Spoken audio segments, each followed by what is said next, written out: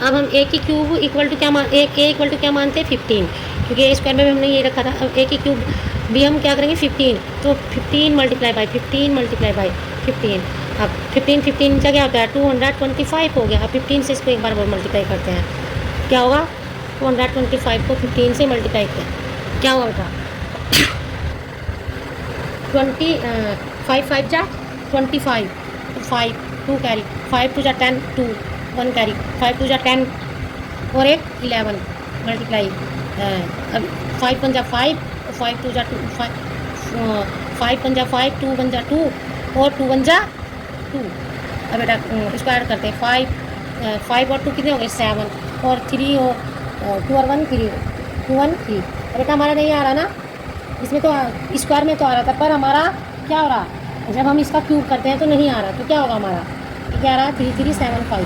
तो एक में क्यूब कर स्क्वायर करने पे तो हमारा 15 का आ रहा, पर क्यूब करने पे हमारा नहीं आ रहा। तो हमारा क्या होगी स्टेटमेंट की फॉल्स हो, क्या होगी फॉल्स। अब दूसरा question, if a square and in 9 than a की क्यूब एंड इन 7। यदि हम ए स्क्वायर का यदि हम किसी भी नंबर का स्क्वायर करते हैं तो हमें 9 मिलता है एंड में, और तब हम अगर हम उसी नंबर का क्यूब करते हैं तो हमें क्या मिलता है 7 मिलता है एंड में। तो हम करते हैं बेटा ए इक्वल टू क्या मानते हैं हम 3 मानते हैं। तो करते हैं ए स्क्वायर इक्वल टू क्या मानते 3। तो एक 3 का स्क्वायर कर देंगे हम, क्या कर देंगे 3 का स्क्वायर 3 मल्टीप्लाई बाई 3 क्या हो जाएगा हमारा 9। अब क्या बेटा हमारा दूसरा नंबर मानते हैं हम 1 की पावर 7, क्योंकि 7 7 जा 49 7 7 जा 49 में हमारा एंड में 9 आ रहा है। तो अब एक की ए स्क्वायर करते हैं हम, अब क्या होगा हमारा 7 का स्क्वायर करेंगे 7 7 जा 49। अब ऐसे ही बेटा इसका हम क्यूब करके देखते हैं।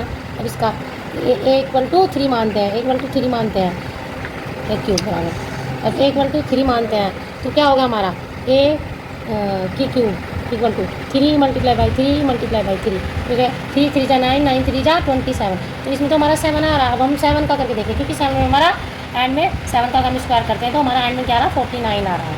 तो ए की क्यूब करते हैं ए इक्वल टू 7 मानते हैं, क्योंकि स्क्वायर करने पर हमारा 9 आ रहा है। तो इसमें भी देखो 7 आ रहा है, तो हमें वही नंबर हमें क्यूब करके देखते हैं कि हमारा 7 एंड में 7 आना चाहिए। इसमें 9 आ रहा दोनों में, तो इसमें हमारा 7 आ रहा है कि नहीं आ रहा दोनों में।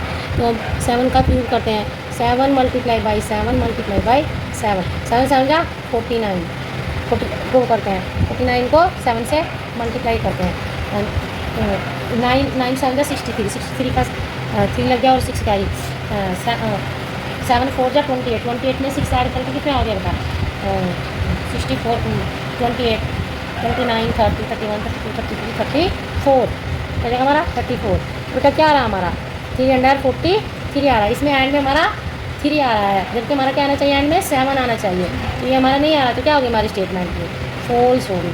अब the square root of a perfect square of n digit will have n + 1 upon 2 digit if n is odd. यदि एक स्क्वायर रूट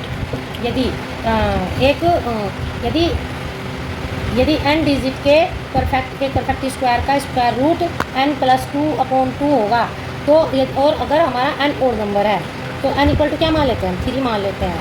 तो अब हम करके देखते हैं कि कोई भी एक परफेक्ट n अगर हमारा कोई भी ओड नंबर है और उसको हम इस डिजिट में लिखते हैं, तो उसका कोई भी एक परफेक्ट स्क्वायर होगा तो उसका स्क्वायर रूट एक परफेक्ट स्क्वायर का स्क्वायर रूट बताना है हमको क्या होगा।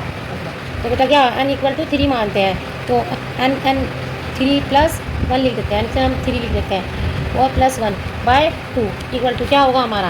अब 3 और 1 क्या हो गया 4 बाय 2। अब हम कर देते हैं 2 का 2 जा 4।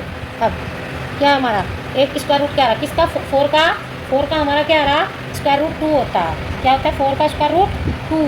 तो बेटा हमारा क्या होगा ये स्टेटमेंट क्या होती है, अगर हमारा n ओड नंबर है तो एक परफेक्ट स्क्वायर को अगर इस फॉर्म में लिखते हैं हम, तो उसका क्या होता है उसका स्क्वायर रूट वो एक स्क्वायर रूट में आ जाता है, उसका स्क्वायर रूट हो जाता है। तो क्या हमारा तो ये हमारी स्टेटमेंट क्या है ट्रू है। क्या हमारी स्टेटमेंट ट्रू। Thank you.